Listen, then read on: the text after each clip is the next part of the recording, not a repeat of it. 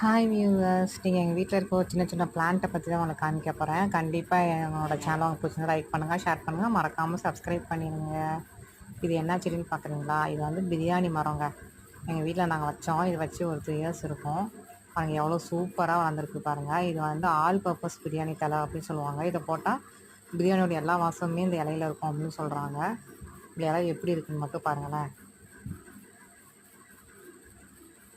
இதை ஒரு கசக்கி மோந்து பார்த்தா ஃபுல்லாக அந்த பிரியாணியோட அந்த இது ஸ்பைசஸ் ஃபுல்லாக எல்லா வாசமுமே இதில் அடிக்குதுங்க. அவ்வளோ சூப்பராக இருக்குது.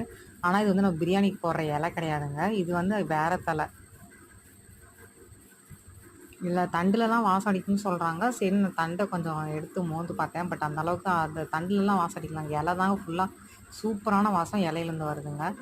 இது வச்சு நாங்கள் ஒரு 3-4 இயர்ஸ் இருக்கும். பாருங்கள், ஒரு நல்ல மரமாகவே வந்துருச்சு எங்களுக்கு இது. எவ்வளோ ஹைட் இருக்குன்னு உங்களுக்கு காமிக்கிறேன் பாருங்களேன்.